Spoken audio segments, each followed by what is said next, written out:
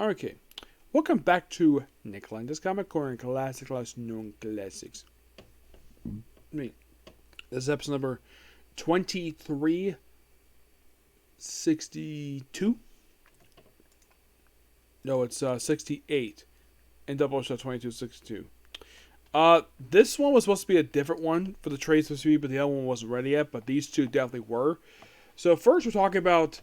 Now I kind of forgot there's actually one more miniseries to talk about aside from this one and two other miniseries, and that's Doctor Strange Fall Summer. I think it's his most recent miniseries he released. That's gonna review soon. So for right now we're reviewing the first of three miniseries that came between Doctor Strange Sorcerer Supreme. Actually, one of the first of four because. This was the first one released because next one was Doctor Strange The Oath, which I've reviewed that one already. So, here we go. We have Doctor Strange Flight of Bones. Yep. This book contains the entirety. Well, here's kind of the really strange thing, though, about this book. This book is supposedly counted as part of volume, 3, but it really isn't. As a matter of fact, when Marvel had their numbering for Doctor Strange, this miniseries doesn't count. So I've always called this one Doctor Strange's Flight of Bones, as we'll call the miniseries it's collecting here, along with material from Mystic Hands of Doctor Strange, material from Marvel Shadows and Light the Marvel Shadows and Light, Shadows and Light number 2, Marvel Doubleshot number 4. This is mostly put a lot of spotlight stuff, along with the miniseries for Doctor Strange that came out. This miniseries was released 2 years after the main ongoing was concluded in 1996. This book, the writers in this book, we have Don Gelly, Karen Gillian, Tony Harris is the main artist of the main miniseries, Roy Snyder, Michael, who I just met again. This was third time I met him. Jim Starlin, Michael Gilbert, Peter Mulligan, Todd McKeever, and Mike Carey.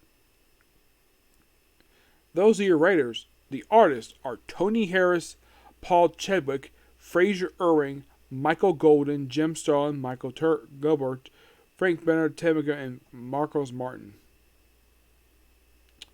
Now, this is a very beautiful miniseries because Tony Harris does an absolute great job. I think he may have been just coming off his time on Starman because he was actually the artist for Starman.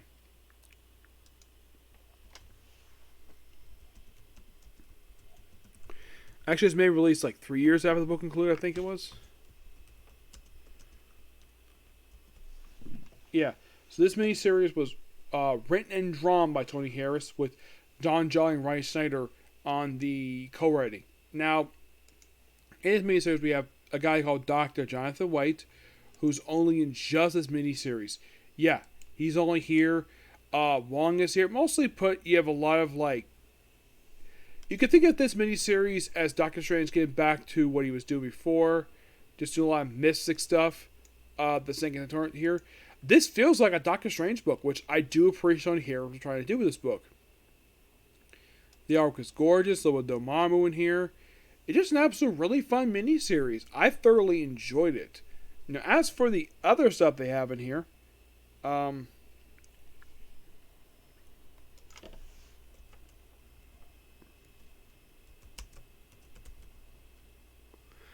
Mystic Hand Doctor Strange, this was released this was actually one of these black and white one-shots released in 2010. My guess they include this because it's Doctor Strange one-shot, so why not? This one-shot surprisingly came out 6 years prior to the resumption of the ongoing series. There's a couple stories in this one. One's called The Cure.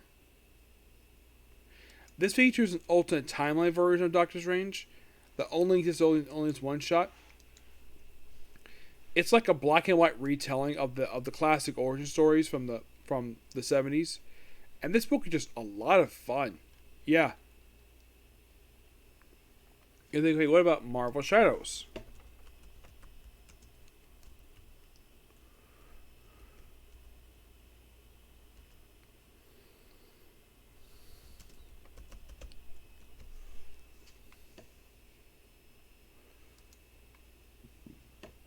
Now, in the case of Doctor Strange, he is in the third story, Strange Reflections. It just material from that, and it's written in general by Michael Golden, which It's just basically just Doctor Strange doing his own thing. And then he appears in issue 2 of the Strange Shadows and Light book. Yes, issue 2. Shadows and Light, if you don't know what the heck this book is, it's an anthology book. That's most of what it is. And he's in issue 2 of the book. He's in the second story fighting some unknown demon. That's most of what he's doing here. And then we have Marvel Doubleshot number 4.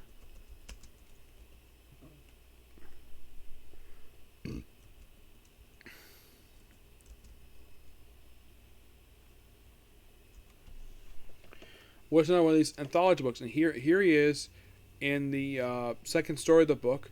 And this is done by Michael T. Gilbert. It's mostly about him fighting an imp for this one issue. But I do appreciate, though, the fact that Marvel included this stuff in here. Because aside from the strange flying bones, I guess they felt as though that wasn't enough. So why not include some other material, spotlight stuff he was featured in like the 90s and 2000s? Something that's not like Defenders, like other spotlight stuff he was featured in. And in my opinion, smart decision on the part of Marvel. This book was a lot of fun to read. I'm going to give this book, here's a surprise, a 10 out of 10 because it was just that damn good. Yes, it was that good. You probably wouldn't expect it to be that good, but it is. Oh, if you're really curious though about the other stuff, Shadows Light number 1 was released in December 1996. This was released probably just after the conclusion of the ongoing. As for Doubleshot number 2, Shadows and Light, that was released in March of 1998. That was released a year prior to the Doctor Strange miniseries. And Doubleshot was released in 2003. So, yeah, covering a lot of spotlight stuff here, which got praise the fact Marvel basically does for this character. But Fly Blown is just beautiful. That's what I was going to say. It's a beautiful book. Next up, I really want to put this series behind me, so here we go. We have the final trade for Avengers: The Initiative, Disassembled. Yes, because Marvel loves the assembled word. Written by Christos Gage and Dan Slott. The Dan Slott only does issue 2025, but it's done by, of course, Christos Gage. He also has the one-shot featuring Reptile. This one-shot is debut Reptile, and then nothing for him to pop his Avengers Academy. Mostly put for this thing here. This is mostly put the Athena storyline just came after Secret Invasion wrapped up. There's a lot of protesters outside Camp Hammond, so they don't know what to do. Gauntlet is in charge of the thing. It's called Cycle of Losses, but this is the issue where Camp Hammond is called out on not burying Micah Von Patrick, who got killed back in issue 1. Yeah, you see his corpse in here, and the person who deals with this stuff in here is none other than no one else was watching all this, and Yellow Dragon is 2, and this leads to issue number 21, which features them fighting off against Ragnarok, the clone of Thor, who basically gets reactivated in these issues. And when New Warriors actually fight him, it's like, you're not Thor. The real Thor was inspirational to me. This is Justice not talking to this guy. Yeah, he's basically calling out the Camp Hammer on all their Hammond on all the bullcrap Basic Initiative was doing. That is most what the storyline does, and deals features the return of New Warriors. They're kind of in the way from this storyline to the finale of the book. This is basically their book. It's not about the Initiative at all. It barely is about the Initiative. Yeah, it's also pointed out though the Hellcat is part of the Alaska team, and she's a sole member. Yes, in frickin' Alaska. How's that writing for you? Of course, Ragnar goes off and not seen again until the events of Siege. Yeah. Meanwhile, though, of course, this is basically when they find, this is in Avengers 20 when they find out about the whole thing of Micah Von Patrick being put on ice, buried. They call it the press conference stuff. It's really good stuff here. They could say this is a way for the Star Trek on a high note, just get rid of Camp Hammond, just close it up. Though it gets reopened, Pages of Fantastic Four, when its namesake Jim Hammond runs it as his own personal base. We also have in here dealing with the Shadow Initiative, which basically is like a Black Ops of the Initiative, which is basically run by Norman Osborn. Yeah, and then at the end of the storyline, where end of the story arc, they open up Camp Hammer. Oh, by the way, we also have Hardball basically just making out with the female Scorpion. Yep. And yeah, Camp Hammer is shut down, and Camp Hammer is basically set up, and of course you have Penance in here too. Most of the case of Penance, this is basically just him appearing here. That's set up for his run in Thunderbolts. That's most of exactly what he's here for. And also, Tigra gets a disagreement with Norman. Of course, she wanted to get this. The way it's written here, she wanted to do an abortion. Yes, seriously, Tigra wanted to abort her baby, and Norman was like, "I can help you with that." He's like, "Nah," and of course she keeps anyways because she gives birth at the end of the series to a son named William, who's named after her late husband. So yeah, I got a little bit mixed up with stuff with Dark Reign, and it's concluded with Camp Hammer opening up, and then we have this one shot which is set during a whole Hide Initiative. Now, and this is the strange thing about this one shot. Reptile was a character who they pretty much heavily featured in the show Superhero Squad.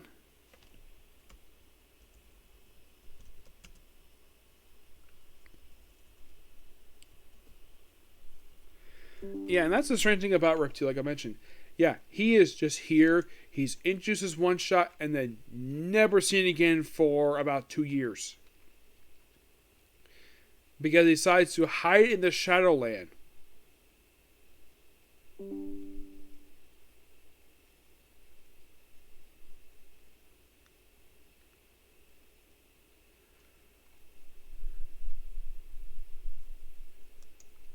Yeah, and that's the strange thing about him. He's here for this one shot, and then, by the way, this one shot was released in 2009. He's not seen again for over a year. Until he pops up into Heroic Age, which that's just a prelude to his time in the Avengers Canon book and Avengers Arena. Oh yeah, did you know he also had miniseries? Yes, Reptile had his own miniseries. Which is not done by the, let's see, I don't think it's done by the original writer who created him. No. Let me see here. Yeah, like, none of the creators basically worked on him originally. It's mostly expanded. His most recent appearance today was actually in Marv Voices Community. That was mostly put his most recent appearance date. It was all about Latin American heroes. Yeah, it's like, ever since Avengers Arena wrapped up, he's featured sporadically. Yeah. So it's like Avengers Academy, Avengers Arena, and then like a small handful of appearances, and that's pretty much it. All in all, this particular, by the way, I give this book roughly a 9.5. It was really good. Final thoughts on the Avengers Initiative series. Excuse me. A series I wasn't originally interested in getting into, then I eventually got into it. And I thoroughly enjoyed it. And the thing is, basically, a character introduced at the start. Now, here's the dumb thing about this book. We have characters introduced at the start of the series, and who currently do virtually nothing. I'm not kidding about that. These characters do nothing. Like, seriously.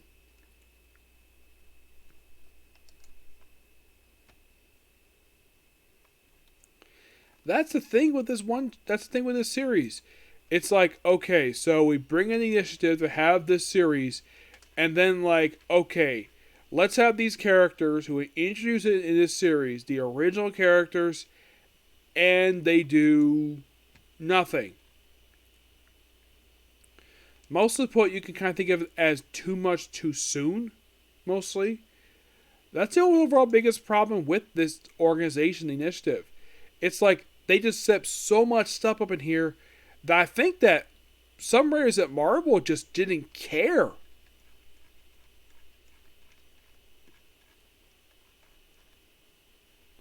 And some of the states listening here, they didn't have like teams. Like Alabama, Idaho, Indiana, Louisiana, Maine, Massachusetts, Michigan, Minnesota, Mississippi, Missouri, New Hampshire, North Dakota. South Carolina, South Dakota, Tennessee, Virginia, West Virginia, and Wyoming.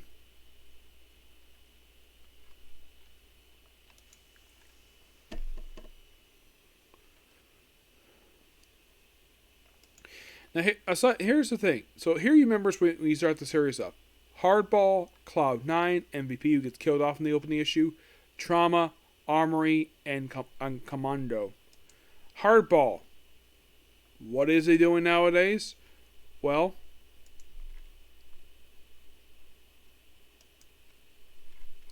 here's the thing. Once this series wrapped up, he got featured in the Youth of Revolt miniseries and one Adventure Academy, two-ish Adventure Academy, and that was it. That was all they did with Hardball. Cloud9, what seems like this book was gonna push her, and then like nothing. No, seriously, nothing. Like she's here for all the first 19. She's here for a good period of time, and then she's brought back appearance of the Revolt, Youth of Revolt, and she's popped up sporadically. And the most recent appearance was in Champions number 9. As for Trauma, he's surprisingly got a lot of development, not featured in a lot of anything. I mean, here's the thing. After this book wrapped up, here's the strange thing about it. The guy appeared only 5 times after this. Thinking, really? 5 times? Yeah, he appeared in the issue of Fears of Youth Revolved, Iron Man 600, and 2 issues of Dan Slott's Fantastic Four, and that was it. Armory. A character who appeared only 4 times. Appeared in this opening issue, the annual, issue 9, and Youth of Revolt, and that was it. Komodo. Who seemed like an interesting character.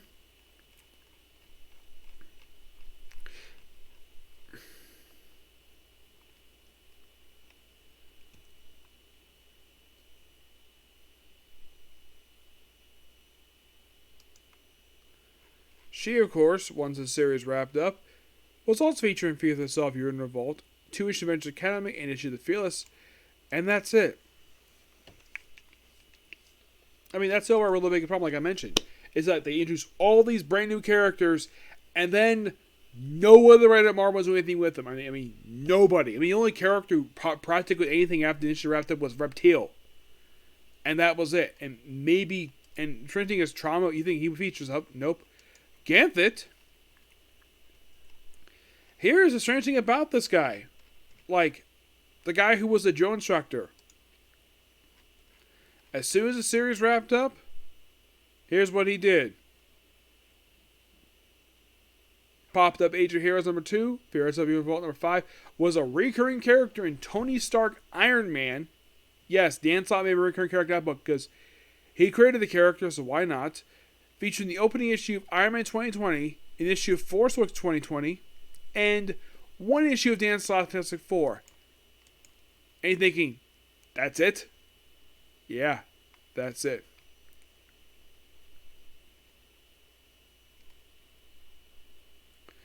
Layla's former Nazi, Baron von Blitzkling, this guy here did very little. Like, he was featured heavily in this book only. And then, like, book wraps up, pops up a few times Avengers Academy, and that's it for him. The new Thor girl gets killed off in this book in issue 18. Prodigy, who was from the Stingers, and he was actually featured in this very story arc. Yeah. He, surprisingly, like, what did he do after this book? Well, he wasn't seen again for 2 years. He was seen again for over a year. He pops up in Fearless of You in the Vault miniseries. Pops up Ben Reilly's Scarlet Spider for a few issues. Avengers Academy, and that's it. It's almost like basically like some of the characters. I had this funny feeling that Marvel just did not care. Like some people at Marvel just did not care about the Initiative. It's like some people at Marvel, that writers had no faith in it. If I get a chance to meet Dan, so I'm going to ask him about this whole stuff with the Initiative stuff. Because this, I kind of felt as it was forced on the writers because of Civil War 1. And my guess is when the mission wrapped up, either they were ordered to be dropped by editorial, or like Nobody wanted to feature these characters in their books. Nothing. Like, did they think these characters were toxic? It's possible, but who knows? It's a good series. I do recommend checking it out. I mean, it's all in trade. There's even complete collections to this damn thing. I tried to get Volume 2 for a long time. I requested several times, but every time I try to order it, I kept saying, not available, not available. I ordered this book like 3 times. I figured though, like, okay, I reviewed one of the stuff in already. I just used Siege, and this was the last trade I had to cover for Avengers Initiative, and I reviewed Dreams and Nightmares. I own that, and of course there was the Siege stuff. So with this, basically, comes Avengers. This is another Avengers book. I completely got it done. So aside from Avengers, you're thinking, what else of Avengers? Well, there's solo Avengers, and I think maybe, well, there's Avengers Unplugged. That's another book I need to review for Avengers. I think that's it for the main Avengers books. Yeah, there's not a lot left of Avengers because basically once I finish reviewing the first volume, I'm caught up with that series because I just caught up with Doctor Strange. So I'm not trying to get other books. Now, as of currently, what book's getting really close right now to be caught up completely up this point where I reviewed everything for the book? Amazing Spider-Man, Uncanny X-Men, Deadpool, Fantastic Four is definitely on the list, Avengers, and I'm thinking that's it. Actually, no, there's one more. Wolverine. Yeah, Wolverine's on the list because Volume 3 is done. So, yeah, that's going to be pretty much it, particular view. I'll see you all later for more videos. First Commentator, another Comment Corner, if I get ready. If not, well, who knows. Okay, next video. Bye.